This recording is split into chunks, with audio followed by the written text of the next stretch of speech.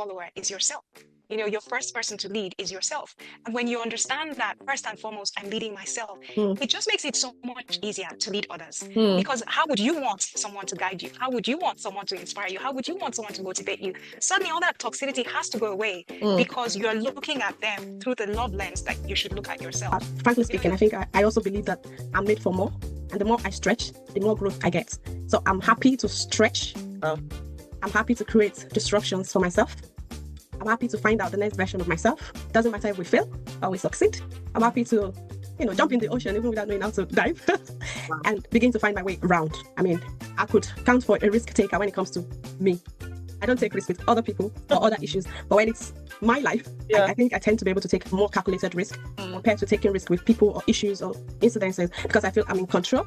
I could bend over backward to suit the situation. I could find, I just believe so much in the power of me and learning what's behind my fears a lot of times. So I'd say that was really the major deciding factor to switch to policy advice. So it's never too early, it's never too late to get your act together. But since I'm talking to my younger self, it's never too early to get your life together. I feel like sometimes, though, in my case, I just thought like there's a whole life ahead and we'll figure it out, as we go. But figuring it out is your daily, everything you do every day. The good choices that you make every day is what that person that you want to be in future. You're not going to just appear and be that person. No. I'm so sorry. That's not how it works.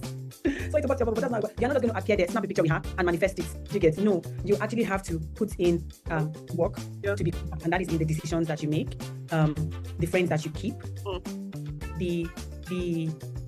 the person you become really in every day as you wake up is who then produces you to be that image of that person that you want to be. So start now, basically. What skills do I have that match up with project management? And I began to do skills matching, transferable skills, and then did an analysis of my skills gap. What are the gaps in my skills? What would I need that I don't currently have? And just the audacity of saying I could do this. And I started. I saw I didn't have any professional certifications that buttresses all of those skills that I've had. So I went in, took the exams, passed, did my profile at NHS. I began to get loads of shortlisting. But again, I'll pick that up to not say that it was a rosy journey. I had at some point 142 applications into different trusts for different vacancies on projects. And there was a particular day, I'm intentionally sharing this so that people would learn from that. I had about 30 rejections in one day before 10 a.m. on a Monday morning. Wow. I was driving to work when the rejection kept on coming. And I was so pained that I could no longer go to work. I was so destabilized. It was like an attack on me to say you're not good enough and all that. And I turned back home to say I'm going to call in sick today. Today is already a messed up day and all that. And getting home, I met my husband at the door and he said, "Why are you back?" I said, "I've had like 30 rejections." I said, "Only?"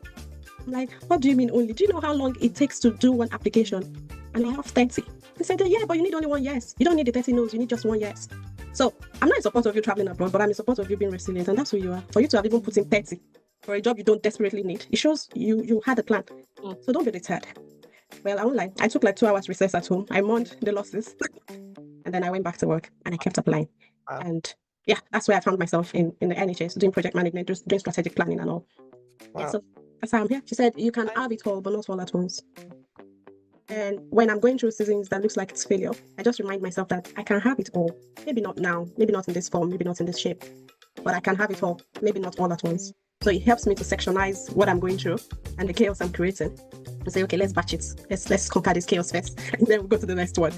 And another friend also said this to me some years back to say, take the decision regardless. Even if it is not the right one, trust that God will turn it around. And I think that those two words always pick the faith in me to say, oh no, let's do it afraid, let's do it regardless, let's do it trembling, let's do it regardless. So of course I have loads of doubts. In my bed I'm shivering like, what did you just do? How are we going to deal with this? You've come again. Can't you just learn? Can you not just stay on your lane? Must you do this?